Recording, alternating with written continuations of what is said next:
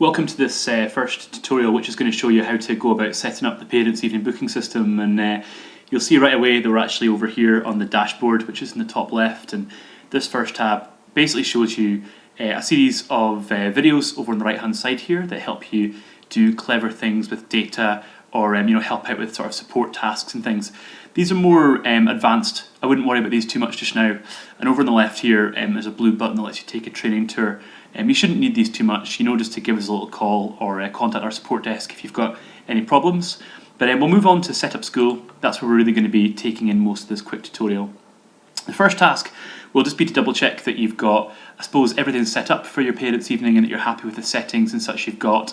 So right away, we've got the Blueberry here, so that would be our website address, http://parents-booking.co.uk/, and then it would be your school's name, so in my case, Blueberry. And as long as that's unique, you can have anything you want, as long as someone else hasn't got it. There are other things you might want to check as well. For example, at the bottom of the page, there's orange buttons that let you do other things. This one on the left, the parent login method, this will let you decide how it is your parents log in. So at the moment, I'm using a personal details sort of login where I'm asking the parent for their title and their surname and their child's first name and their child's register class. If I turn one off and save it, that will mean that they no longer get asked for that question when they're logging in. But you should also know that you can turn to a username and password login if you prefer by clicking on that. You just activate it by clicking the little circle there and saving, and then basically parents will be asked to log in with username and password. It's likely those haven't come out of your MIS database because that's something, that sort of one-click sort of integration that sort of you would get with maybe a portal or something like that isn't something we have with most of our customers' databases. So what you probably do is end up emailing the login information out to all your parents, or it might be that you download that via the CSV button, and then that will let you mail merge it out to parents or something like that. So just remember to press the save button, and then that'll be saved. That's the way you're going to be doing it from now on. Back to the Set Up School button, on the right hand side there's another task you can do, which is to go into the Preferences page. So this orange button at the bottom of the page on the right, if you click on that, there's a number of settings in here you can turn on and off. Even these blue buttons at the bottom will let you change the way sentences are phrased or text changes on the parents' website. There's lots you can do. One question we get asked a lot is, should parents be able to enter comments to the teacher? If you were to untick that, for example, and maybe if you decided to give staff read-only access so they can't make bookings, you can tick that. And again, when you save this page, those changes will be kept and will take effect. Something else you might want to check when you go to set up school is whether or not you have a logo uploaded and a map. So here are my blueberries for my Blueberry school. But at the bottom here, if I want to have a map appear on my parents' confirmations, whether that's the email or the print confirmations, you can upload one. It does specify that it has to be 1 megabyte and a maximum resolution of 500 by 500. If you're ever unsure and you're not very good with sizes and things, just send us a little email. We'll resize that and maybe even pop it up for you. But if you're feeling confident, you can do the choose file here, and I'm just going to find the file, Blueberry School Map, and it will upload, and this page will refresh, and then when you come down and check it, you'll see the map that I uploaded previously, and that will then appear on all the parent confirmations. That's basically it for here. The only other thing to know is that you can change school usernames and passwords at any time in here.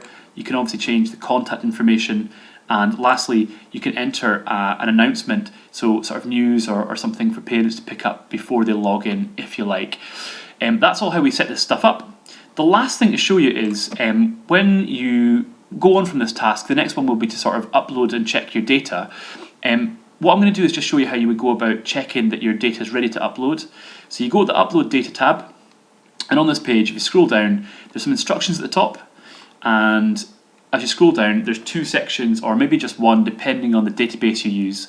So if you're a sim school, or if you're a sort of database that can't upload its data in one click using what we call web services, you'll see that here, then this section will not appear. You'll only have this spreadsheet section, and as you know, all the instructions are above.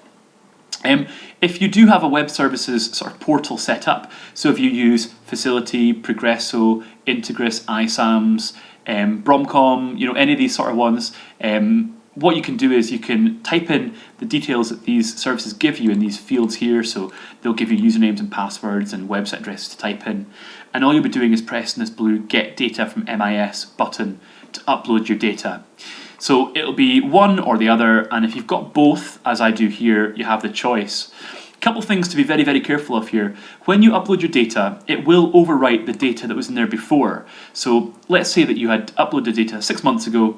If you go and upload data now, any changes to pupils, parents, the classes that students are in and the teachers that take those classes, they will be updated. So if you've got a parents' evening that's live right now and you go and upload your data, it might be that it sort of changes that data. You have to be very, very careful with what you're doing.